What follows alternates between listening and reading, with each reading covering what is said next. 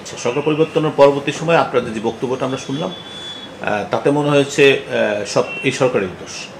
একটু বর্তমান সময়টার কথা বলেন, পরবর্তী আমরা নতুন সরকার কিভাবে আসবে, তখন কিভাবে আসতে পারে, কিংবা তখন আপনাদের ব্যবসা কী করতে পারে, কিংবা বাংলাদেশ ব্যাংক এবং উপদেষ্টার সময় সাক্ষাৎকার করেছেন সেই ফলাফলটা একটু বলেন।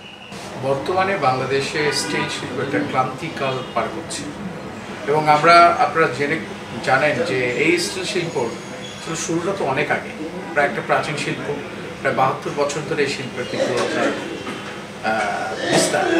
তো এই শিল্পের আসলে যেই আমদানি, আপনি জানেন যে 90% হলো আমদানির উপর নির্ভর করতে হয় শিল্পের কাছে, মাংস শুরু করে যন্ত্রাংশ।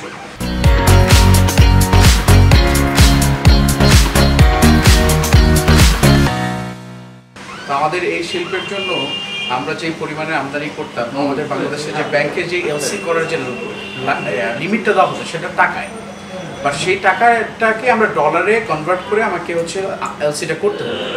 সে সবচেয়ে বড় চ্যালেঞ্জ এই সেক্টর না, বাংলাদেশের যত আমদানি শিল্প আছেন যারা ইম্পোর্ট করেছেন তারা কিন্তু হিউজ পরিমাণের একটা ক্যাপিটাল লস করেছে, যখন 85 টাকা রেট থেকে এটা 120-25 টাকা হয়ে গেল।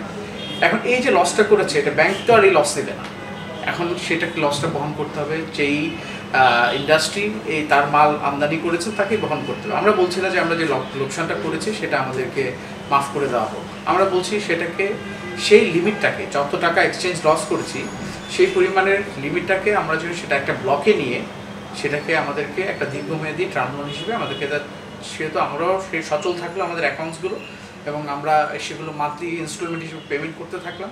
পাশাপাশি আমাদের এই যে 85 টাকা রেটে 100 কোটি টাকা আগে আমি এলসি করতে পারতাম $1,23,00,000 85 টাকা রেটে, আর সেই 100 কোটি টাকা লিমিটটা এখন আমি করতে পারি $87,00,000, প্রায় আমার 50 কোটি টাকার মতো কি আমার লিমিট, কম মাল আমি ইম্পোর্ট করতে পারি। তো এই যে 50 কোটি টাকার যে একটা গ্যাপ তৈরি হয়েছে, সেই গ্যাপটাকে রিয়েলাইজ করে ব্যাংকে কিন্তু তার কাস্টমারকে সেই লিমিটটা বাড়িয়ে দিতে হবে।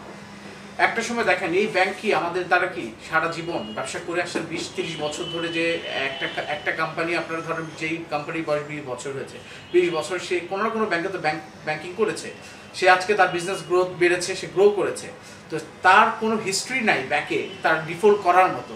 আজকে আপনারা জানেন যে দেশের অর্থনৈতিক অবস্থা এবং সরকারের পরিবর্তনের কারণে যে ধরনের সমস্যাটা এই দেশে হচ্ছে, এটা শুধু একটা সেক্টর, সব সেক্টরই কিন্তু ডিফারেন্ট প্রবলেমগুলো ফেস করছে। তখন এই অবস্থাতে ব্যাংক তো কখনো মুনাফা ছাড়েনি, আমরা যারা ভালো কাস্টমার তাদেরকে তো তার ফ্যাসিলিটেট করা দরকার।